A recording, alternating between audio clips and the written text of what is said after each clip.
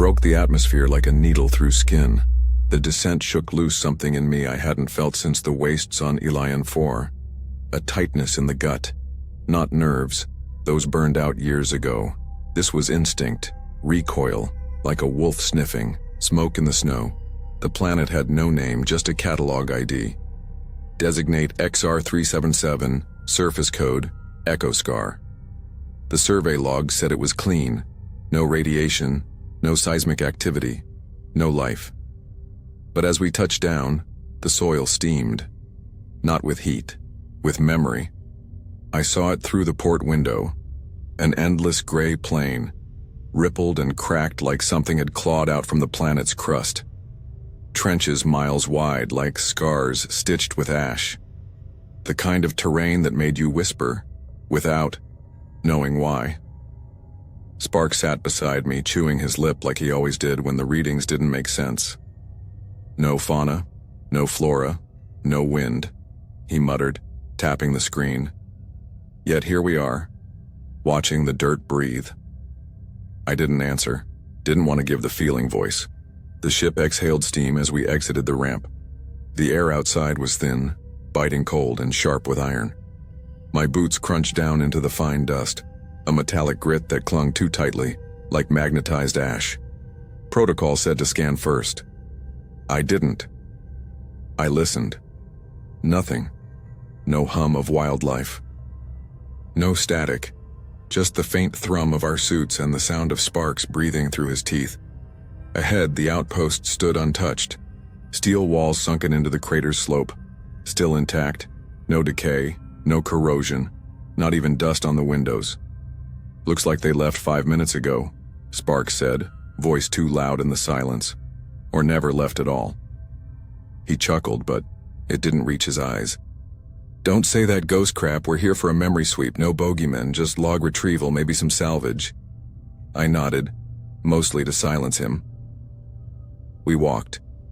The path from the landing site to the outpost entrance was half buried in gray soot. We left boot prints deep as knuckle scars. The door opened without a code, just hissed and let us in. Inside, the temperature dropped 10 more degrees. Condensation fogged the visor. Lights flickered once, twice, then stabilized with a sterile.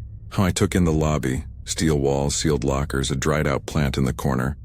Everything but normal, clean, too clean. No sign of chaos, no damage, just absence. The kind that makes your stomach twist because something should have happened here. Anything. I turned around to check our trail. Gone. The dust outside, where we'd walked, smoothed over, as if we'd never landed. As if the planet had corrected it. I blinked. Said nothing. Sparks pushed ahead, scanning with his wrist unit. Air's breathable, no toxins, no spores, no EMF anomalies, except minor interference on comm band 3. You always get minor interference on band 3, I said, but my voice caught. It echoed twice. I turned back to the door. It was still open, but outside it was darker. No clouds had moved in. There weren't any. The dimming wasn't external, it was in us. The hallway to the main terminal was narrow, claustrophobic. Pipes ran along the ceiling like intestines. Some of them pulsed. Probably heating fluid. Probably. Sparks clicked his scanner. The tone went flat. Power's running through everything, he said. But no active thermal readings. The systems are alive, but the building is dead. We reached the terminal room, 8 chairs, 6 stations, each lit up like someone had just stepped away to grab coffee. Screens displayed flickering logs, motion blur, corrupted text, but no audio. Just a constant whine under the silence, high-pitched, just below comfort. Sparks slid into a chair. I'll run the base memory logs. Should give us a clue when they left. I didn't sit. I couldn't. My eyes drifted to the far corner. One of the chairs was turned away. I didn't see it move. But I knew. It hadn't been like that when we walked in. I took one step toward it. The air changed, got thicker. Sparks said something behind me, but it came through like he was underwater. I touched the chair's backrest. Cold. Damp. It resisted slightly when I turned it. No one was sitting there. But the seat was warm. Something had been. That's when the lights flickered. Only once. But everything changed. All 6 stations blinked, and the screens showed us. Walking into the room, then again, on loop, each loop slightly different. In one, Sparks wasn't with me. In another, I wasn't moving. In another, the room was full of people and none of them had faces. I stepped back, almost tripped. The footage froze on the current frame, us right now, but I was facing the screen. In the footage, I was facing the door. Then, I turned around, and so did I. I stared at myself, standing in the hallway, watching. No expression, no movement. Just me. I didn't scream. I shut my eyes. When I opened them, the screen was blank again. Sparks stood, rubbing his temples. Something's wrong with the log loop. It's rewriting as we look at it. I didn't speak. My tongue felt heavy, my mouth dry, like something was sucking the moisture out from inside. We left the room in silence, down the corridor, back to the entrance. The door was still open, but the lander, gone. Only flat dust. No prints, no ship, nothing but a planet's cracked surface, and a wind that didn't blow. I looked back. Sparks was staring at the ground. The dust, reshaping, curling, like fingers pulling inward. Like something under the crust was breathing again. He whispered, "Why is the dust reshaping behind us?" Then the lights above snapped out one by one, and the silence finally answered. The hallway stretched longer now. Not metaphorically. Physically. What should have been 30 steps from the terminal room to the sleep quarters had become 78, counted, twice. The lights overhead flickered at random intervals, pulses of dull amber that buzzed like dying neurons. The color reminded me of ship coolant or jaundiced eyes. Nothing in this place was off by normal standards, but nothing felt right. We'd split up. Bad call. I knew it as soon as Sparks turned the corner ahead and vanished into shadow. I waited. 30 seconds. Called his name. Nothing. Only static hiss from my comms laced with whispers that weren't his. I moved forward slowly, marking the metal wall with the tip of my knife. A single straight line at hip height. Pressed hard. Steel. Screeched under the pressure. Sparks danced. I dragged the blade 6 feet before lifting it. A breadcrumb. I rounded the same corner Sparks had. A door stood there, identical to the one we'd just come from. A red access panel blinked in time with the pulse in my ears. Something in me itched. An old instinct from the war years, don't go in there. I ignored it. I opened the door. Inside, the same sleep quarters we passed earlier. 6 cots, 2 lockers, a cracked mirror with no reflection, and my knife mark. Absent. I spun around. The hallway behind me wasn't the one I'd come through. The lights were different, colder, longer spaced, and the air, still but humming. I made a second mark, this time deeper. My name, letters carved crude and fast. M. Rennie closed the door and moved back down the hall. I walked 30 steps, nothing. 40. Still no turn, just steel wall and flickering light. At 70, I found the same door again. I opened it. Same room. Same cot. Same cracked mirror. No name on the wall. I know I carved it. I slammed my palm into the steel. My breath fogged the visor. The air was getting thicker. Less oxygen or more memory? That's when the wall next to me breathed. Not literally, but it flexed, just slightly. A bulge of pressure, like something alive, slid behind the paneling. I backed up slowly, pulse thrumming in my fingertips. The motion stopped. A whisper followed. Just one word. Again. I turned and ran, didn't mark the walls, didn't count steps. I needed a face. A real one. I looped corridors like a blood cell trapped in a vein. Every hall led to another. Every door to the same 3 rooms. Terminal, quarters, storage. By the 5th rotation, the storage room had changed. The walls were darker, wet. The shelves were warped, like someone had carved them from inside out.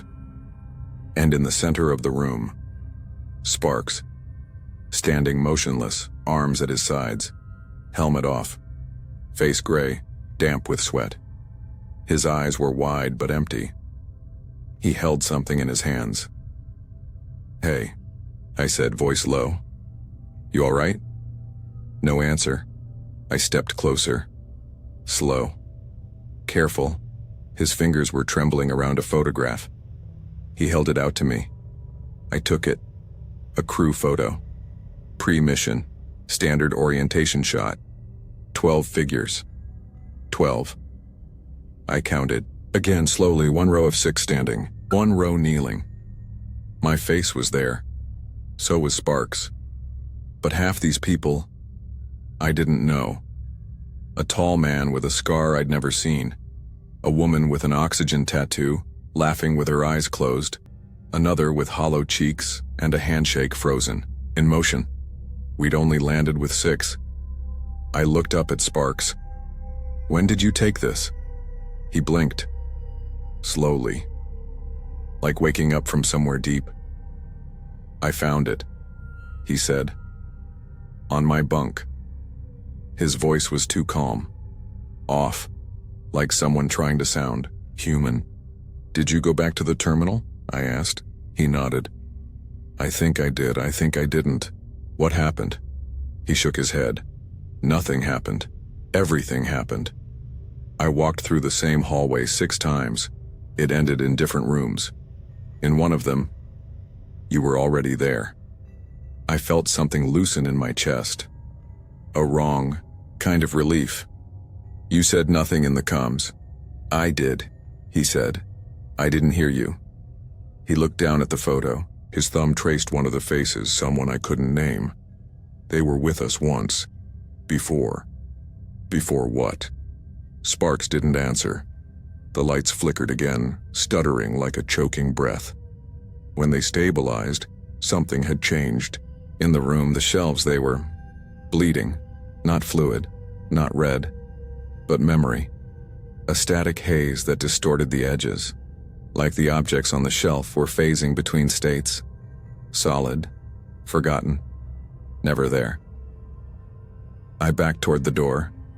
Sparks didn't move. "We need to leave this room," I said. He looked up. "No, you do." "Sparks?" He turned his head slowly. "This isn't the first time we've found the photo." "What?" "It's always left for us. Same crew, same number, different faces." His lips trembled. "We were never meant to leave," he whispered. "We already didn't." The door behind me slammed shut, and the lights went out. The medical bay was sealed when I found it. Steel door, dual biometric lock, frost around the edges, like the cold inside was something kept, not fought. I shouldn't have opened it, but the terminal blinked softly, quietly inviting. System still online, logs still looping. That meant power. That meant records. That meant answers. Or so I thought. The override code still worked. That more than anything unsettled me. No corrupted protocol, no locked file tree. Just my clearance. Accepted like I'd always belonged here. As if I'd never left. The door hissed. Warm vapor spilled out, sour with the scent of antiseptic and something else beneath it. Copper and formaldehyde and heat. That shouldn't have been possible. This base had been empty for decades. Inside, the lights were low, not dead, dimmed, intentionally. The soft blue-white of medical halogens filtered through steam rising from the grated floor, where condensation clung like sweat. I stepped in, boots tapping gently on the wet metal. 6 med pods lined the wall. 3 were sealed. 1 was cracked open. 2 were missing. The vitals monitors still pulsed with green life. EKG waves, neural activity, respiratory loops, except they weren't present vitals. They were labeled. Subject, Ren, M status postmortem, exploratory date, next week notes. Stabilized during autopsy, nervous response. Intact he stared, my name, my vitals. But the graph was wrong. The heartbeat was too slow. The respiration, shallow. There was movement but no life. I opened the patient file. The logs showed full body dissection. Sternum cracked. Organs intact. Subject exhibited reactive twitch in fingers, post-thoracic. Separation. My throat tightened. Hands trembled. I took one step back. The floor groaned under my weight, as if remembering. I turned to the far wall. A mirror ran from floor to ceiling, the kind they used for observing patients without being seen. Reflection looked back at me. Same face, same build. But then it changed. My reflection blinked before I did. It stood straighter, more composed. Pale skin, eyes slightly sunken. Then, a line appeared. Down the center of my chest, a long, dark stitch. Crude, uneven. I lifted, my hand to my own sternum. Nothing. I looked again. The stitches were spreading, framing my ribs, looping under the skin, black thread, shining in the flickering light. My reflection smiled. I did not. I stumbled backward, almost slipping on the slick floor. The light above me popped, showered sparks. The hum of the machines shifted pitch, from sterile white noise to something wet behind me. One of the med pods hissed. Steam escaped the seal like breath held too long. I turned. Slowly. Every nerve lit like a fuse. The pod was still closed, but the glass was fogged from the inside. I stepped closer. My boots echoed, louder now, as if the room had grown smaller, closer, more hollow. I wiped the condensation. Inside the pod was me, not sleeping, not dead, just opened. Chest cavity split like a book. Ribs drawn back with surgical clamps.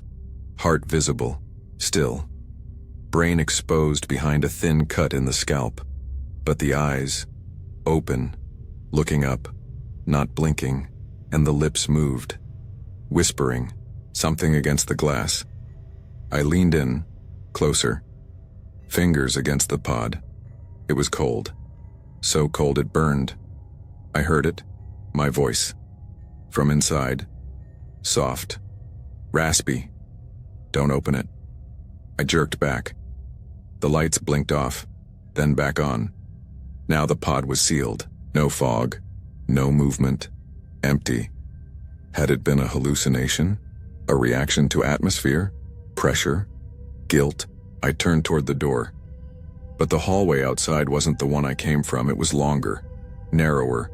The walls gleamed as if wet, and every few feet, mirrors, not windows, not observation panels, just reflections. I started down the corridor. Each mirror showed me, but not the same me. One, older, face drawn, hair gray. Another, bandaged across the eyes, stumbling forward. Another, mouth sewn shut, blood crusted down the chin. I stopped at the third. My reflection stood perfectly still, then raised its hand, the wrong hand, then smiled. Behind me, a noise, soft, rhythmic, knocking. I turned, slow. Back down the hall. The med bay was still visible at the end. From inside, knock, knock, knock, same rhythm, aim, same beat. I took one step forward. The knocking stopped. Then, whispering, "Don't open it." Sparks died at 03:41 station time. A fault line ran beneath the central corridor. We didn't know. Not until it caved in. Steel folding like paper. Floor dropping in a single silent breath. I reached for him. I saw his hand, his eyes, then bone, then nothing. The dust didn't even rise. Just swallowed him whole. We recovered what was left. Half a body, spine shattered like glass, helmet split down the center. His face wasn't a face anymore, just the shape of one. still twitching from memory. Protocol 7C said to burn the remains. Containment, sanitary purge. Infected worlds sometimes carry more than bio-threats. Sometimes. Memory clings. I lit the pyre myself. Outside. In the scar. The ash turned black too quickly. Like it knew. Like it didn't want to be watched. We logged it. Timestamps, coordinates. Signed and confirmed, but the system glitched afterward. Wouldn't store the final biometric scan. His record now just reads, Sparks, D. Status, undetermined. I ran it 4 times. Same result. That night I lay in my bunk. Lights dimmed. The bass groaned like a tired throat. The air recycling was too loud, too wet. It sounded like breathing. I didn't sleep. Not really. But at 0409, I opened my eyes. He was there, sitting at the edge of the bunk, head down, shoulders still hunched the same way. His helmet was gone, skin pale, eyes darker than the room allowed. He didn't blink, didn't breathe, didn't move. I couldn't speak. I couldn't look away. It wasn't sleep paralysis, it wasn't shock, it wasn't hallucination. I know because when he finally stood and walked away, I felt the weight shift in the mattress. And I wasn't the only one. In the morning, Carver looked like she hadn't slept. She pulled me aside, said nothing at first. Then, just, "You saw him too, didn't you?" I nodded. She handed me her ration bar. "I'm not hungry anymore." The logs didn't show him entering, but they should have. We still wore our biometric tags. The station should have registered every heartbeat, every breath, but no new signature was logged, only a power dip. 12 seconds. Every time someone mentioned Sparks, the lights flickered. Once, then stabilized. The comm static increased. Only when we said his name, we ran diagnostics, checked for EM interference, magnetic fluctuations, faulty panels. Everything came back clean. Too clean. I checked the bunk rooms later. His was empty. Neatly folded bedding. Clean uniform sealed in the locker. But someone had scratched something into the wall with a metal fork. Deep, jagged, 12 letters. I still remember. Not we. I asked everyone on rotation. No one confessed. No one had reason to. The carving was fresh. Underneath it, rust, no blood. The next time I saw him, it was in the galley. He stood behind Rivera while she cleaned her knife. His head tilted like he was listening. When I blinked, gone. Rivera said she felt cold, like air got sucked out of the room. Like someone whispered in her ear but said nothing. We checked the logs again. At 17:26, all audio feeds went silent. Not muted. Not cut, just flatlined, as if the room forgot how to remember sound. We stopped saying his name after that, started calling him the Shadow when we had to, or the Echo. It didn't help. The comm still cracked with feedback when someone got too close to his locker. The temperature in the hall dipped by 5 degrees every night at 0409, every night. Someone tried to lock the door to his bunk. The lock reset itself. We tried removing the bunk entirely. Power tools failed. Circuits blew. Wires melted. We stopped trying. I kept hearing footsteps behind me. Always at the same cadence Sparks walked with. Left heavy, soft drag on the right heel. I'd turn. Nothing. But sometimes, a shadow stayed a little too long in the corner of my vision. The last time I saw him, he didn't move, didn't stand. He just appeared. Right there, at the foot of my bunk again. The lights had dimmed without warning. The air was freezing, and this time, he looked worse. More real. Skin thin, dry, cracking around the jaw. Eyes sunken into something too deep to be human. He leaned forward. I tried to move, couldn't. His mouth opened. It didn't move like flesh. more like a door creaking open, and then his voice, mine through my own ears, whispered, "You should have burned the memory, not the body." The lights blew, every system screamed, and somewhere, from the vent, I heard my own voice, laughing. The archive chamber was beneath the central atrium, buried in a sub-level none of the station schematics mentioned. We found the door by accident. Carver leaned against a wall to catch her breath, and the panel hissed open behind her, releasing a gust of air that smelled like rusted copper and dust-soaked paper. The kind of air that should never exist on a sealed system. No label on the entry, no lights. Just a blinking cursor on the terminal beside it, waiting. Like it knew we'd find it eventually. The corridor was narrow, uneven, as if the walls had shifted during a quake. But the planet hadn't registered seismic activity in centuries. Lights flickered on as we walked one by one, like bones snapping into place. Sparks didn't follow. He was with us. Then he wasn't, and none of us asked where he'd gone. The archive room was wide, circular, dim. Dozens of old data racks lined the walls, jagged pillars humming softly, connected by fiber like spider silk. Screens lined the far side, embedded in a mural of alloyed bone. No consoles, no touchscreens, just presence. The terminals booted themselves without request, without power input. They welcomed us. Static flooded the first screen. The kind that looks like snow but sounds like breathing. Then voice. Low, unnatural, not human, not entirely machine. It spoke in fragments, languages none of us recognized. Some syllables struck nerves we didn't know we had. Ancient, wrong, words that didn't belong in sound. Carver bled from the nose immediately. Henry vomited. I tasted copper behind my teeth. The lights overhead shifted from sterile white to something warmer. Too warm. Like muscle stretched across heat lamps. Symbols appeared next, geometric, not glyphs, not letters. Just instructions and design. One pulsed on screen for 3 seconds, just 3. And in that time, I forgot my mother's face. Completely. The memory blinked from my mind. I didn't realize it until hours later, when I tried to recall her name. The space was empty, hollowed. The symbols knew how to erase. And what? Henry started downloading the data to a hardline drive. He said he'd isolate the languages, parse for pattern structure. His hands were shaking. His voice cracked in the middle of every sentence. I wanted to stop him, but I needed answers.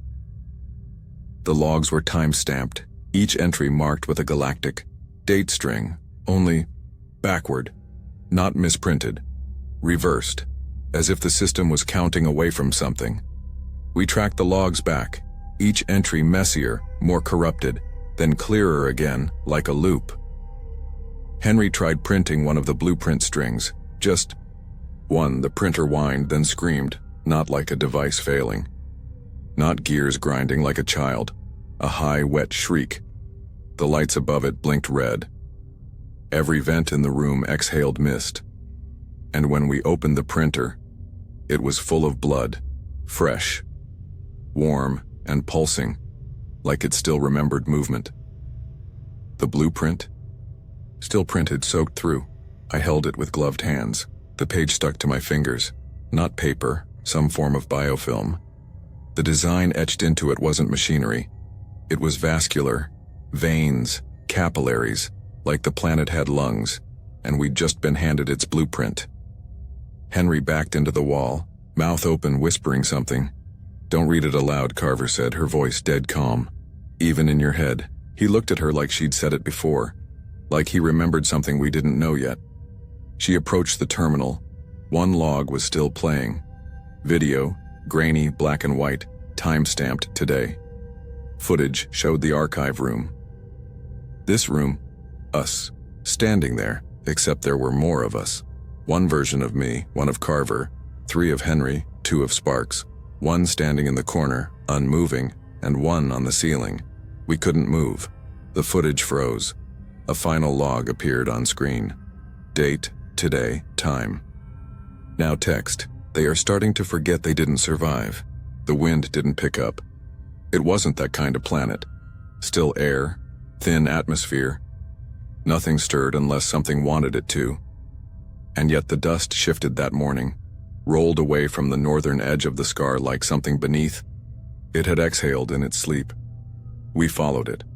Carver was the first to spot the glint, a sliver of silver under layers of soot.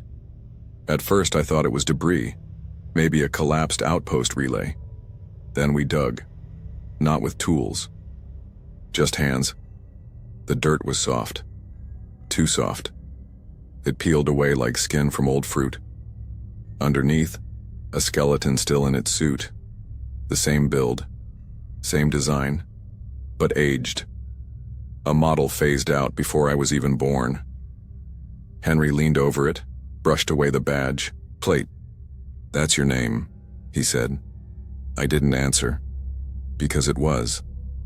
The helmet had been scorched, warped by time or heat, but the letters carved into the forehead were unmistakable. M. Ren not printed. Scratched in. Crude. As if done in the final moments. We pried the helmet off. The skull inside was intact, mostly except the teeth. Every one of them was shattered. From the inside, like whoever wore it had tried to scream their way through their own mouth. I stepped back. My stomach tightened in knots I'd forgotten how to name. "This doesn't make sense," Henry muttered. "These suits were retired 60 years ago, before you were even—" "I know. We expanded the dig, more bodies, all in similar gear, all marked. Most unrecognizable. But 2 of them had tags that didn't just match names, they matched faces. Carver's and Henry's." He stared at his own corpse for nearly 5 minutes before he sat down and cried. Not loud, just one long exhale that didn't stop. Carver didn't speak. She just kept tracing the circular marks in the soil around the bodies. Dozens of them. Concentric, overlapping. Like the rings inside a tree stump, or a vinyl record, or a memory being played again and again. We followed the lines. They led us exactly to the edge of a canyon we hadn't seen before. A sheer drop. No bottom visible. The scanner returned nothing, but something reflected light at the very edge. Metal. We descended slowly, and we found it. A lander. Our lander. Same model, same markings, same scarring on the port wing, same cracked hull, same ID number. A perfect twin, except it wasn't a twin. It was the same ship. I walked to the hatch. My palm opened it without a prompt. Biometric match. Inside, dustless, untouched. Every system, still active. Fuel reserves full. Flight plans loaded.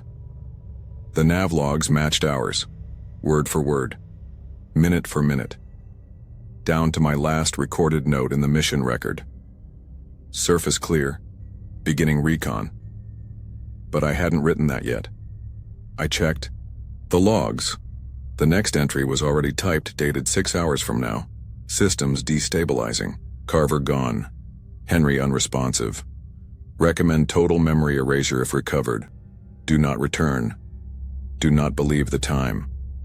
I read it again. Do not believe the time. A static burst cracked through my comms.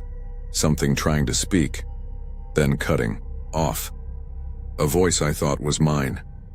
I looked back out the hatch. Henry was standing near his own corpse, just staring. Carver had wandered toward the canyon's edge again. Her boots left no prints. I activated the lander's comms panel. A blinking message alert pulsed blue, unread. The timestamp. Today, 20 minutes ago, but we'd only just found the lander. The file opened. A still image first. Our crew. 12 members again. Same photo, always the same. Then the audio began to play. Faint. Corrupted. My voice. We landed in the scar. Again. But it's different this time. I remember more. Not everything, but enough. We thought we were the first. But we're just the next. The next copy, the next loop. We found our own lander. We found our own bones. The voice cracked.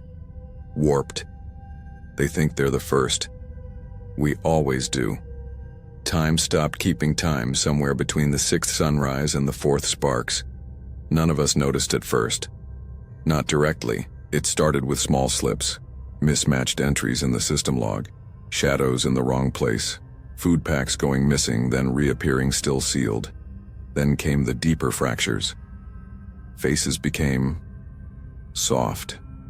Not physically, contextually. Henry started, looking like someone else, not changed, reassigned. As if my mind was trying to overwrite him with a placeholder it couldn't quite hold on to. Carver looked at me one morning and asked, "You were always with us, right?" I laughed. Said yes. But I wasn't sure anymore. We had a commander once, Elise Moran, I think. But her name tastes wrong when I try to say it now, like a splinter stuck behind my teeth. I remember her eyes, pale green, but not her orders, not her voice, just her apology. We were in the main hall when she tried to call Earth. She typed the sequence slow, hands trembling, her lips moving like she was repeating instructions silently to herself. The transmission went out. We all watched. The screen pulsed once, then cut to black. Then, her face, not live, not recorded, just there. Her face staring back. Skin soaked in sweat, blood at the corner of her mouth. Eyes red, not from light, but from weeping. She was crying. Softly, then louder, the sobs like something being dragged across concrete. Then, she looked up and spoke. "I'm sorry, I'm trying to forget what we did, what we were told to do. But it keeps resetting, I'm so sorry, I don't remember who died first." Then static. Henry stood. Was that? But none of us finished the question, because no one could say for sure who the original commander was anymore. Not even me. Went back to the auxiliary deck to the far wall where the coolant pipes hissed quietly like something breathing in rhythm. And that's where I found it. The list. Scratched into the wall, not with metal, but bone, a narrow shard. Still stained. The script was ragged, urgent, but deliberate. A death ledger, columns of names, or fragments of names, some crossed out, some circled, a few underlined.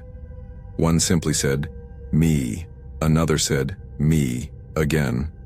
There were dates, all reversed. Then scratched out, rewritten, dated again. No two matched. Next to some names, replaced. Next to others, refused. One said, "Not mine." Another, "They forgot." At the bottom, a note etched deeper than the rest. "If you're reading this, you're the only one left who remembers." My hands were shaking, but it didn't feel like fear. It felt like recognition. I returned to the galley. The crew was gathered there, 4 of them, maybe 5. They sat around the table, silent, watching, not eating, their faces still, blank. I tried to speak. No one reacted. No one blinked. I looked at Henry, or the person I thought was Henry. His mouth opened and said my name. But I didn't recognize the sound. Didn't recognize him. I backed up. "Who are you?" No one answered. I looked around. I couldn't remember their names, not just their full names, their voices, their habits, their roles. I remembered mission specs, loadouts, protocols. But not the people. Not them. The one closest to me tilted their head. Their mouth opened again. But the voice wasn't theirs. It was mine. They always forget. That's why it works. I stumbled back. My breath caught in my throat. My heart skipped. Then someone, behind me, whispered, "The loop only holds if you forget who died first." I turned. Nothing there. just my own reflection in the viewport glass. But it wasn't me. Not anymore. It smiled and blinked, just once. I looked back at the crew, still seated, still staring, still silent. And that's when I realized I couldn't remember who any of them were. We ran the bioscans again because Henry started stuttering through his own name. He kept saying it differently each time. Henrik. Hal. Hein. Then he just stopped trying. Carver's skin had taken on a sheen, almost translucent. You could see the veins now, not red, not blue. White, like spider threads laced under glass. But mine was worse. The medbay still obeyed the biometric command, barely. The door stuck now, like the metal didn't want to open, like it was resisting. I stepped inside, alone. I didn't trust the others anymore, mostly because I didn't trust myself. The auto scan, initialized. Cold tendrils of light passed over my body, pulsing once at each joint, then pausing at the chest. Warning, skeletal density, plus 12%, calcification pattern, non-Terran, nervous system, redundant clusters detected. Warning, bone age inconsistent. With recorded timeline, I didn't feel older. But the scan disagreed.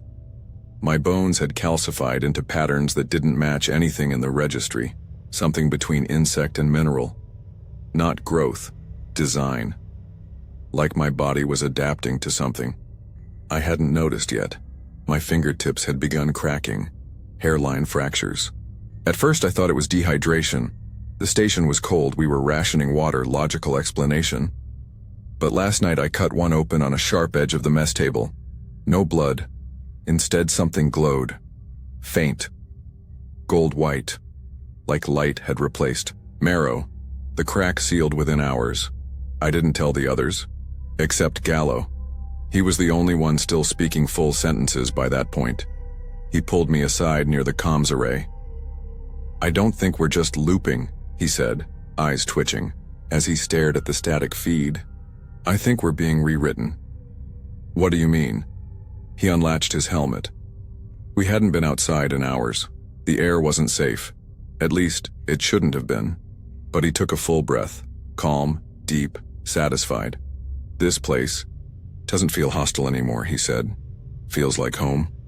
He looked up through the viewport. You ever notice how the stars are closer now? I didn't answer. He turned to me. Something moved behind his eyes. A flicker, like reflection. But the room was dark. I remember them, he whispered. Who? He pointed upward. The ones that made the loop. The architects. The old bones. In the sky. I think they're in us now. I called for Carver. Gallo didn't resist when we sedated him. He smiled the entire time. We buried him an hour later. No autopsy, no scan. None of us wanted to know what we'd find inside. But when I touched his wrist before zipping the body bag, he was still warm. Too warm. That night I watched my reflection. It looked close enough. But the pupils were wrong. Too vertical, slit-shaped, reptilian, but not just that. They moved, not with my gaze, on their own, expanding and contracting, almost like they were breathing. I blinked. The mirror didn't. I held my breath. The reflection smiled. I didn't. That's when the pressure started, behind my jaw, down the spine. A tightness, like something growing inside the skull, pushing out against bone. I fell to the floor, seizing. Fingernails snapped off. Skin pulled tight across the sternum. I reached for the med kit, but my fingers no longer bent right. And in that moment, I tried to scream. But the sound that came out, it wasn't mine. It wasn't even human. It rolled out of me in a low, vibrating tone, layered and wet, full of syllables I didn't know but understood. Words with no origin, a tongue no vocal cords were built to produce. And yet, I spoke it. It echoed off the steel walls. Lights dimmed. The base shook once, softly. Something responded from deep within the comm system, a sound like welcome. We weren't the first to find the vault. We weren't meant to. It was buried beneath 60 meters of silicate ash and forgotten. Code, hidden by the terrain like a wound covered by scar tissue.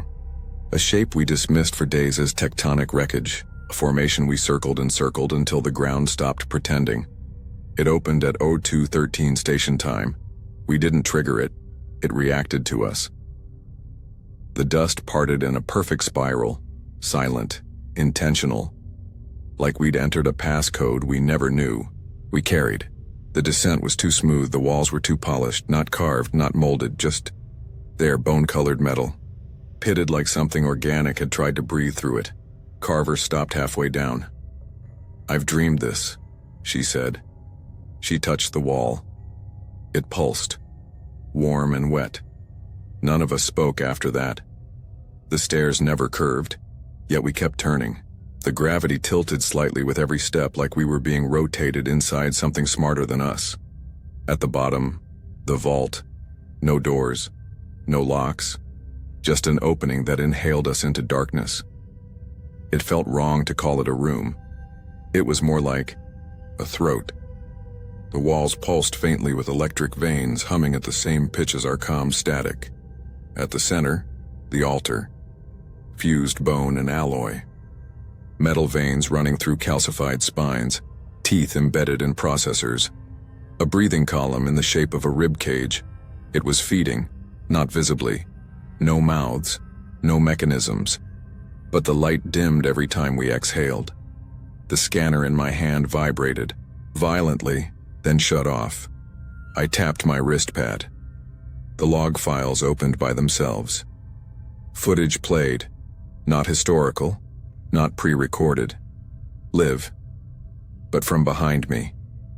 I turned. Nothing there. The footage showed us approaching the altar. Each of us walking in sync. Perfect rhythm. Even our blinking matched, but on screen we were older, or younger. Slightly off in tiny, dreadful ways.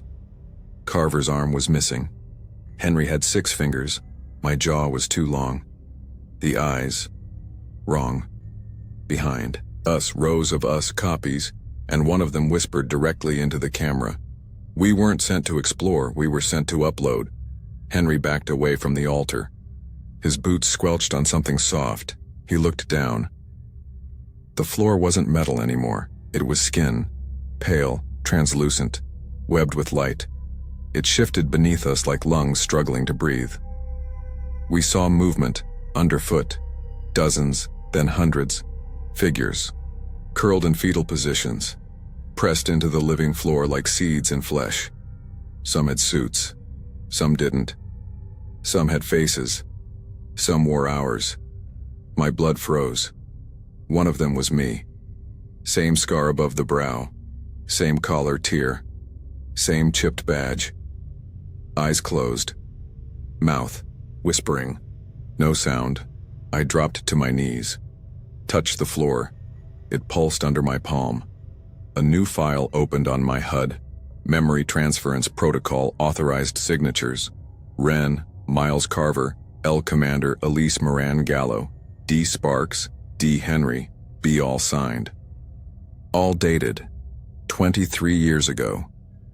Before any of us had joined the program.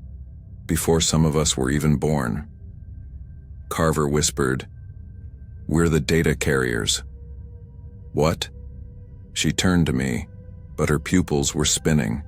Spiral patterns, reflecting the altar's pulse. We're the memory drives, they don't send probes, they send us copies, loops, versions. To collect what? To replace what forgets. The floor shifted again. A seam opened beneath my feet, smoothly, lovingly. And I saw them. Hundreds, stacked in rows, wrapped in membrane. Sleeping, me. All of us waiting, breathing softly, wearing my name tag. I felt something crawl inside my mouth. It whispered in my voice. The transfer is complete. I'm not writing this for rescue. There won't be any. The relay is broken. The black box corrupted. The orbiting beacon no longer answers. I think the satellite has been pulled into the atmosphere. Swallowed, like the rest of us. The moment I realized I wouldn't be leaving wasn't dramatic. No sirens. No emergency light. No oxygen leak. It was quiet. I found my own corpse behind the archive wall, slumped against a console I don't remember accessing. Knees drawn up, arms wrapped around a data core like it was a child. At first I thought it was a reflection, another hallucination. Then it blinked, eyes open, lips moving, not quite speech, not quite breath. A rhythm, a repeat, as if mouthing something too old for sound. I leaned in, my own voice, hoarse and flat. "You're the most stable version so far." Then it stopped. I backed away, but my boots didn't echo. The floor had grown soft again, skin-like, pulsing faintly. Carver is gone now, not dead. Gone. She walked into the central column 3 hours ago, said she could hear herself thinking in reverse, said the planet was finally listening. She turned once, smiled, then stepped into the metal and vanished like breath into cold glass. I've stopped asking where the others went. Sometimes I see them. Walking loops in the same corridor, mouthing silent things. Sometimes they're older, sometimes younger, sometimes just wrong. Henry came to me last night. His hands were backwards, fingers bent the wrong way, like memories remembered in the wrong order. He tried to hand me a transmitter that didn't exist, and then he disappeared between blinks. That's when I knew. We aren't infected. We're overwritten, like corrupted files in a recursive archive. The planet isn't alive. It's a recorder, a perfect self-repairing playback machine. It keeps us, our screams, our pain, our choices, every betrayal, every failure. And it plays us back, again and again, searching for the right sequence, the version that holds, that endures. But we all break. Somewhere along the loop, we crack. A lie, a delay, a refusal, a scream too early. So it resets, rebuilds us from what was salvageable, edits the rest. I found the control interface hidden inside the altar. It wasn't mechanical. It responded to memory. It opened when I thought about my mother's name, the one I can't remember anymore. Inside, a map of us. Crew logs. Dozens of us. Hundreds. Not just me. Every Miles Wren this planet has ever made. Each one a failed attempt. Each one ending in collapse. Logs go back centuries. Some didn't last a day. Some made it to the surface and detonated their own ship. Some got farther. I'm one of the longer loops. I don't know if that's good or bad. The recorder doesn't care about us individually. It only cares about the moment. The flash of insight, the pattern that survives. That's what it wants to keep. We aren't explorers. We're trial data. I tried to send a message out just once, just to hear my own voice cut through the static. I played it back. It wasn't me. The voice was mine. The tone wasn't cold, hollow, not broken, emptied. It said, "This is Miles Wren, loop 97, transfer incomplete, suggest loop reset, data decaying, reconstructive sweep required," then silence. Then a second voice. Also mine, but older. "I'm ready to come back now." That message wasn't from now. It was from decades ago. Maybe longer. Maybe next week. I don't know what I am anymore. I bleed light. My breath fogs in colors. My pupils blink when I don't. I still remember my first deployment, the war, the guilt. But the planet doesn't need those details. Only the core. Only the shape of me. The loop is closing. I'm more echo than original now. The recorder has almost finished my file. I think I'll walk into the column soon. Like Carver. Leave. behind just enough of myself to be played again, to see if this time. I hold. The last thing I'll transmit is this. Don't land here. Don't follow the signal. It's not a call for help.